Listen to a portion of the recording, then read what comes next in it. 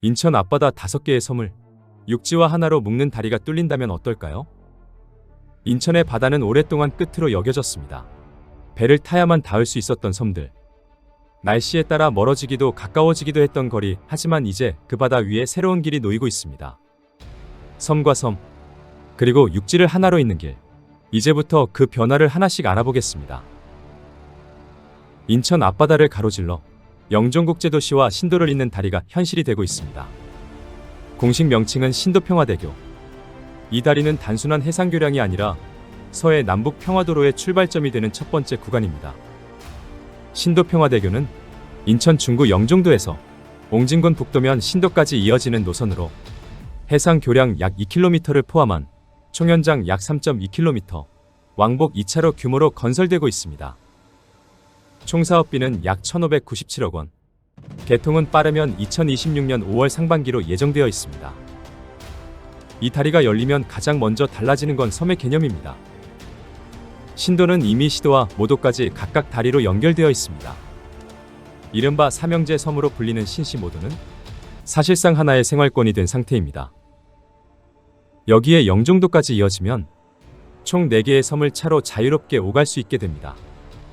영종도는 이미 3개의 다리로 육지와 연결된 만큼 신시모도는 더 이상 배 시간에 맞출 필요 없이 언제든 차를 타고 들어갈 수 있는 섬이 됩니다. 이 변화는 단순한 이동의 편리함을 넘어 생활 방식 자체를 바꾸는 시작점입니다. 그리고 이 길은 여기서 끝나지 않습니다. 신도에서 다시 북쪽으로 강화도까지 이어지는 2단계 사업이 계획되어 있습니다.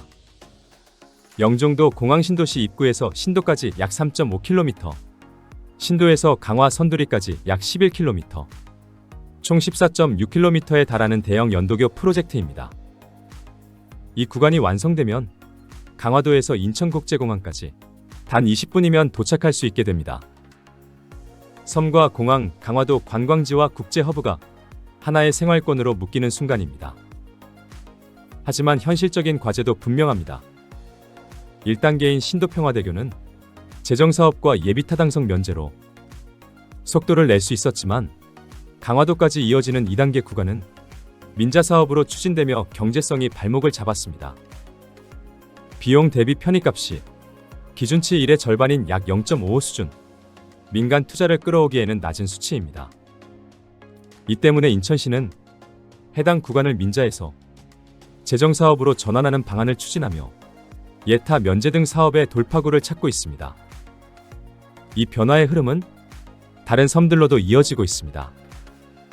현재 인천시는 모도와 장봉도를 잇는 장봉대교 건설도 추진 중입니다. 모도에서 장봉도까지 총 연장 약 1.8km, 왕복 2차로 규모로 계획된 이 다리는 2031년 완공을 목표로 하고 있습니다. 이 다리까지 완성되면 신도와 시도, 모도를 넘어 장봉도까지 옹진군 북도면의 4개의 섬이 모두 연결됩니다. 결국 이 지역 전체가 하나의 생활권으로 통합되는 셈입니다. 이러한 변화는 단순한 교통 개선이 아닙니다. 차로 이동할 수 있다는 것은 병원, 학교, 일자리, 관광이 같은 속도로 연결된다는 의미입니다. 섬이 더 이상 고립된 공간이 아니라 도시의 일부로 편입되는 과정인 셈입니다. 관광객은 늘어나고 지역 특산물 유통은 빨라지며 지역 경제는 자연스럽게 확장됩니다. 여기에 인천 앞바다는 이미 올해 하나의 큰 변화가 더해졌습니다. 청라와 영종도를 잇는 제3연륙교 청라하늘대교가 2026년 1월 개통되면서 인천의 교통 구조는 완전히 달라졌습니다. 인천대교와 영종대교 사이 인천 시민은 무료인 세 번째 바다 위 길이 열리면서 청라와 영종, 더 나아가 경인고속도로를 타고 서울까지 하나의 축으로 연결되기 시작한 겁니다. 이제 수도권 어디에서든 차를 타고 곧바로 섬으로 들어갈 수 있는 시대입니다. 이 모든 길은 결국 하나로 이어집니다. 영종에서 신도로, 신도에서 강화로, 그리고 더 나아가 개성과 해주까지. 서해 남북 평화도로는 단순한 지역 도로가 아니라 한반도의 서쪽을 연결하는 전략축으로 계획되어 있습니다. 물론 아직 넘어야 할 산은 남아 있습니다. 재원 확보와 경제성, 그리고 남북 관계라는 변수까지. 하지만 분명한 건 이 길이 만들어내는 가치는 단순한 숫자로만 설명되기 어렵다는 점입니다. 한때 인천은 바다를 메워 도시를 확장했습니다. 하지만 이제는 다릅니다. 바다를 건너 도시를 연결하고 있습니다. 다리는 단순한 구조물이 아닙니다. 사람과 사람, 도시와 도시, 그리고 가능성을 이어주는 통로입니다. 신도평화대교를 시작으로 강화도까지, 그리고 그 너머까지 이어질 이 길. 인천의 바다는 더 이상 경계가 아니라 연결의 공간이 되고 있습니다. 그리고 그 위에서 하나의 거대한 변화가 조용히 시작되고 있습니다. 예산 낭비가 아니냐는 지적은 예전에도 있었습니다. 실제로 인천대교와 영종대교도 처음엔 같은 논란을 겪었지만 지금은 인천국제공항을 지탱하는 핵심 축이 됐습니다. 더 중요한 건 이게 단순히 섬을 잇는 도로 하나가 아니라는 점입니다. 영종에서 신도 그리고 강화로 이어지는 이 축은 서해를 따라 확장되는 전략적 연결망의 시작이고 공항과 접경 지역을 묶는 국가 단위 인프라입니다. 여기에 섬 주민의 현실을 빼고 보면 판단이 완전히 달라집니다.